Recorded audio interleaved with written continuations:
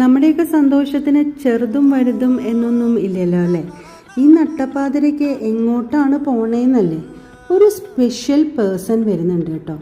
Palakkad railway സ്റ്റേഷനിലേക്കാണ് പോണത് കേട്ടോ. സ്റ്റേഷനെത്തി. ഞാനും അച്ഛനും അമ്മയും കൂടെ അച്ഛൻ്റെ കൂടെ ജോലി ചെയ്തിരുന്ന ഒരു അങ്കിളിനെ കാണാൻ പോവുകയാണ് കേട്ടോ. കൊളീഗ് എന്ന ഒറ്റ വാക്കിൽ പറഞ്ഞാൽ ശരിയാവില്ല.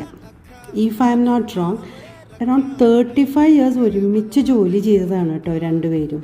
അച്ഛൻ്റെ ഏറ്റവും ബെസ്റ്റ് ഫ്രണ്ടാണ് കേട്ടോ. രാവിലെ തൊട്ട് വെയിറ്റ് ചെയ്തിരിക്കുന്നതാണ്. 10 മണിക്കൂറാണ് ട്രെയിൻ വൈകിയത്. അങ്ങനെ രാത്രിയായി. 12 മണി ആവാറായപ്പോഴേക്കും ട്രെയിൻ എത്തി. അച്ഛനെ കണ്ട സന്തോഷത്തിലുണ്ടല്ലോ അങ്കിള് ചാടി ഇറങ്ങുകയാണ് കേട്ടോ ട്രെയിനിൽ നിന്ന്. ഇതാണ് ഞാൻ പറഞ്ഞ സ്പെഷ്യൽ പേഴ്സൺ, മിസ്റ്റർ നീലകണ്ഠൻ പത്രോ. അതായത് ഞങ്ങളുടെ സ്വന്തം പത്രങ്ങൾ. രണ്ടുപേരും കുറേ കാലങ്ങൾക്ക് ശേഷം കാണുകയാണ് കേട്ടോ. ഓ, ഒന്നും പറയണ്ട, ദി പ്രൈസ്ലെസ് മൊമെൻറ്റ്. അച്ഛൻ്റെ ഫ്രണ്ട് എന്നല്ലാതെ എനിക്കും എൻ്റെ അമ്മയ്ക്കും ഏട്ടനും ഞങ്ങൾ ഏറെക്കുറെ 10-16 കൊല്ലം സന്തോഷത്തോടെ നെയ്ബേഴ്സായിട്ട് കഴിഞ്ഞതാണ് കേട്ടോ കൊല്ലത്ത്. പത്രോങ്കളും സുധാൻ്റെയും ബിന്ദു ചേച്ചിയും ബീന ചേച്ചിയും. അങ്കിളുടെ സ്വദേശം ഒറീസയാണ്.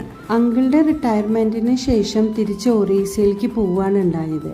ഇപ്പോൾ കൊല്ലത്ത് വരേണ്ട ഒരു ആവശ്യം വന്നപ്പോൾ കുറേ കാലങ്ങൾക്ക് ശേഷം ഞങ്ങൾക്ക് കിട്ടിയൊരു സന്തോഷമാണ് കേട്ടോ ഈ ഒരു 10 മിനിറ്റ്.